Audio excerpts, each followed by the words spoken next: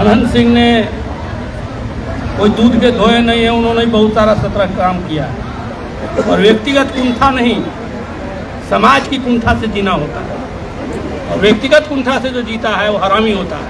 क्योंकि ये माहौल बहुत ही खराब है, और इस माहौल को खराब किया है देश के प्रधानमंत्री ने, और देश के प्रधानमंत्री द्वारा खराब किया हुआ जो माहौल है, उससे जो वातावरण बना है, उससे लड़ना है।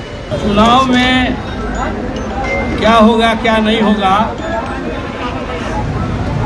ये सोचने की बात नहीं है। चुनाव एक तरफा है। ऐसा प्रधानमंत्री आया है नया, वो झूठ को सच बना देता है। बहुत महत्वपूर्ण चुनाव है, इसमें व्यक्तिगत ईर्ष्या और द्वंद्व का कहीं कोई स्थान नहीं है। थोड़ा सा सटा के सर। अरे क्या हाल नाश्ता उधर ले जाओ बाहर। चुनाव है, और ये चुनाव राष्ट्रीय राजनीति को प्रभावित करेगा। लालू यादव और तेजस्वी यादव के नेतृत्व में महागठबंधन के साथ कांग्रेस के साथी लोग शामिल हैं, तो मुहम्मा भी ले जाते हैं। और भी दल जो है महागठबंधन के, वो सब एकजुट हैं। चुनाव में क्या होगा क्या नहीं होगा ये सोचने की बात नहीं है। चुनाव एक तरफा है, एक तरफा चुनाव है, और भारी वोट से हम जीतेंगे, ये विश्वास है। लेकिन सो नहीं जाएं और चौकस रहें, अपने अगल बगल में देखें और हर बूथ पर नज़र रखें।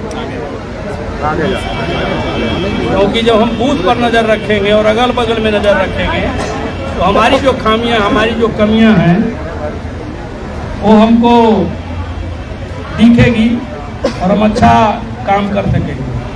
अनंत सिंह ने कोई दूध के धोए नहीं है, उन्होंने बहुत सारा 17 काम किया है। हम भी बहुत सारी गलती की है, और यहाँ बैठे हुए बहुत लोगों से गलतियाँ हुई है। गलतियों को सुधारने का भी समय है।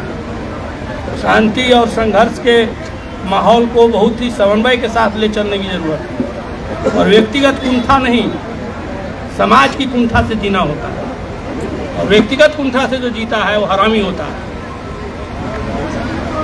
इसलिए इस चुनाव को परिमार्जित ढंग से देखना होगा, और ऐसे सारे काम करने होंगे जिसमें व्यक्तिगत ईर्ष्या, कुंठा ये खत्म हो, और हम एक नए भारत के निर्माण के लिए, नए बिहार के निर्माण के लिए आगे बढ़ सकें।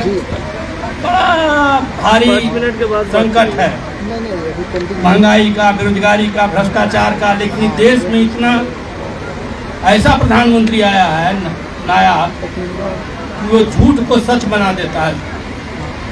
गोवल्स का एक सिद्धांत था कि एक बात को 17 बार बोलो और एक झूठ को 100 बार बोलो, वो सच बन करके उतर जाएगा। तो महंगाई, बेरोजगारी और भ्रष्टाचार, जीएसटी, नोटबंदी, ये सारे के सारे मसले पीछे रह जाते हैं, और मसला हिंदू मुसलमान, हिंदू मुसलमान, छद्म राष्ट्रीयता, ये आ जाता है। और जो नई पीढ़ी है, वो नई पीढ़ी जिसको इलेक्ट्रॉनिक मीडिया ने प्रभावित किया है सबसे ज़्यादा, वो उससे भी प्रभावित होते हैं।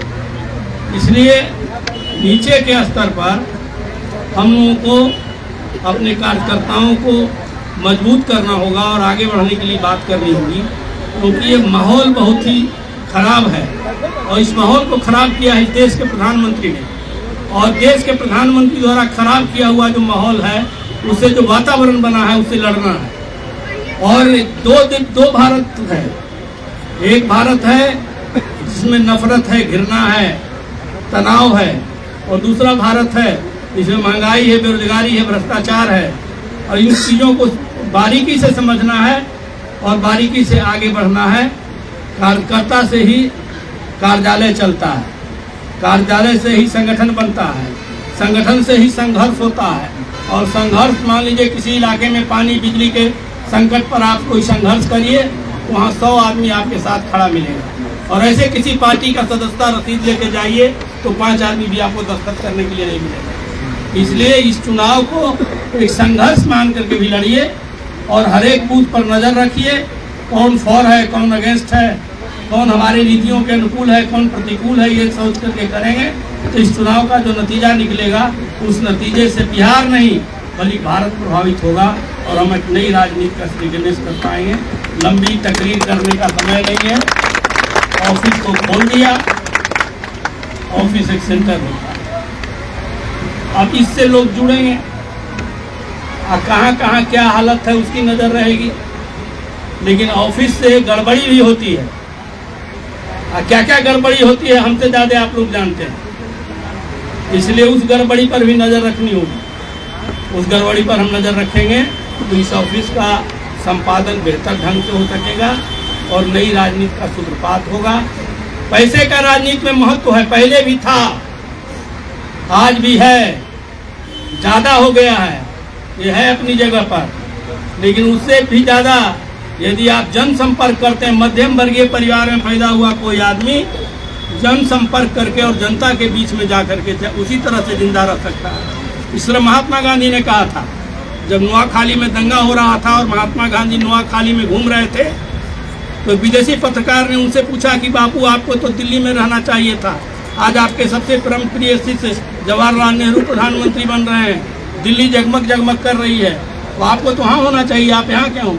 महात्मा गांधी ने कहा था कि जब चारों ओर अंधेरा हो, जब चारों ओर बेकरारी हो, बेबसी हो, लाचारी हो और लोग अपने समस्या के बारे में नहीं सोच पा रहे हो, अंधेरा ही अंधेरा दिखता हो, तो उसमें जनता के बीच में जाना चाहिए। जब कोई रास्ता नहीं मिले तो जनता के बीच में जाना चाहिए। ये जनता के बीच में जाने का चुनाव है, इस रूप में हमको इसको लेना चाहिए और इसी रूप में आगे बढ़ना चाहिए। बहुत बहुत धन्यवाद। लाइव बिहार YouTube पर सब्सक्राइब और Facebook पर लाइक जरूर करें।